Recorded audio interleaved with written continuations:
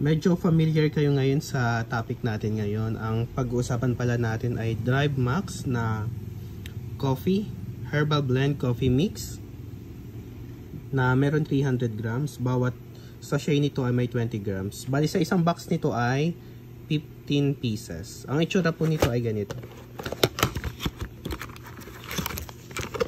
Ganito ang itsura niya pag bibili kayo sa mga drugstore. Okay, ano nga ba itong Drive Max na to? Itong Drive Max coffee na to ay nagpo-promote ng energy natin, tsaka yung mood and sexual wellness natin. Itong si Drive Max coffee. Maganda to pag malamig ang panahon, ganyan.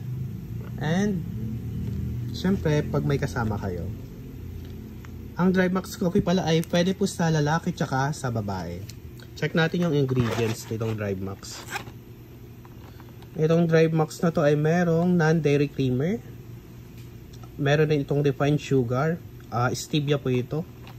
Then coffee extract na may 2 grams.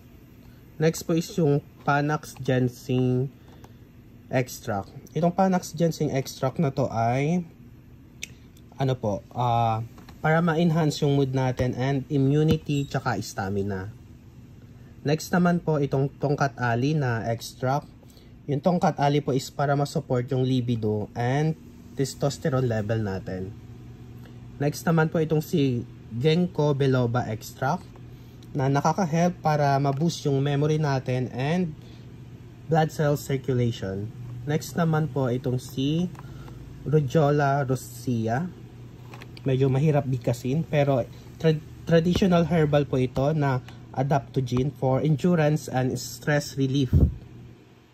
Next naman po si Lycium chinense and si Cinnamomum cassia.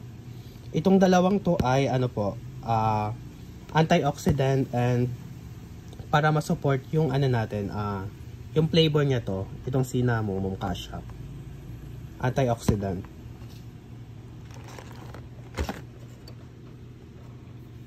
Okay, paano nga ba inumin itong ano na to? Itong Drive Max coffee na to. Sa isang sachet po sa mug, 220 ml hot water. Tapos 30 minutes before intimacy or encounter, pag mag-ano na kayong dalawa, mag-intimacy, intimate yung ano nyo, contact nyo, bago kayo alam nyo na kung anong ibig kong sabihin.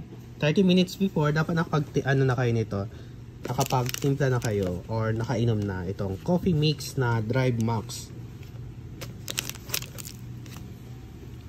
Ang price po nito ay nasa ano lang to, nasa 50 plus ang price ng Drive Max coffee.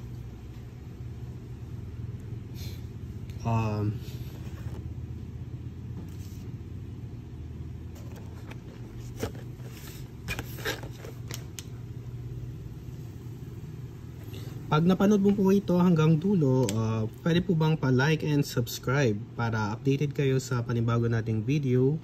Yun lamang po tungkol lang sa Drive Max Coffee Mix, yung tackle natin.